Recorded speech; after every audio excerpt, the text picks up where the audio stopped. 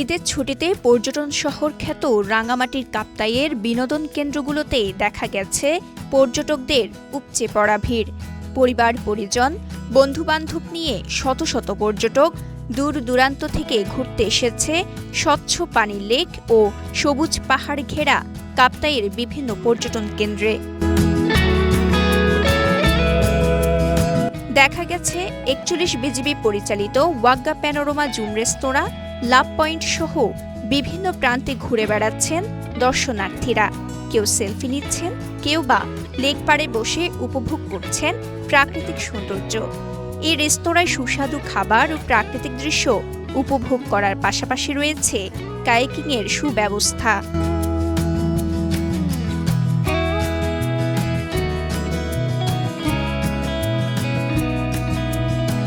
এখানে পর্যটকদের জন্য সুস্বাদু ও উন্নত মানের খাবারের পাশাপাশি শিশুদের বিনোদনের জন্য রয়েছে বিশেষ ব্যবস্থা। দোলনা, রেলগাড়ি, নৌকা সহ নানান খেলাধুলার রাইডের কারণে এই রেস্তোরাঁ পর্যটকদের কাছে আকর্ষণের কেন্দ্রবিন্দুতে পরিণত হয়েছে।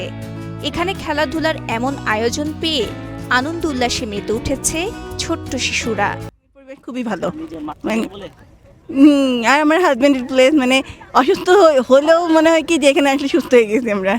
এখানে আসছি আসলে অনেকদিন পরে, অনেক আগে আসছিলাম, ভালো লাগতেছে। এবার নিয়ে ছোটকালে আসছিলাম, আর এখন তো বড় হয়ে বন্ধুদের সাথে আসছি আর কি। আল্লাহর অপরূপ সৃষ্টি, অনেক সুন্দর এই প্রাকৃতিক দৃশ্য দেখতেই আমরা এসেছি। বাচ্চা কাচ্চা নিয়ে আমরা প্রায় 20 জনের মধ্যে এসেছি। জুম রেস্তোরাঁর পরিবেশটাই আলাদা বলে জানান ঢাকা থেকে ঘুরতে আসা এক পর্যটক। গাড়ি অথবা নৌকায় চড়ে আসতে হয়। চারপাশে পাহাড় আর পানির মিশেল, সব মিলিয়ে বেশ সুন্দর পরিবেশ। ভ্রমণের জন্য এটি একটি উপযুক্ত স্থান বলেও জানান ওই পর্যটক।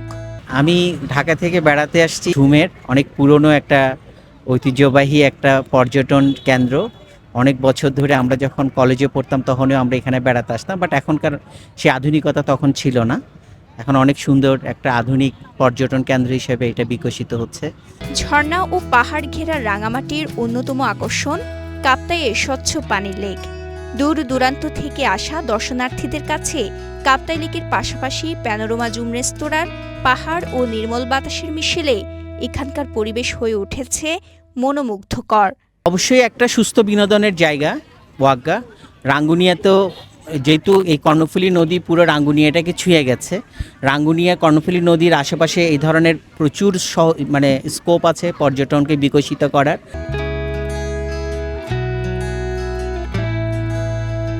রাঙামাটির কাপ্তাই থেকে জাহেদ হাসান তালুকদারের পাঠানো তথ্যচিত্রে সাফা মারওয়া, কালের কণ্ঠ।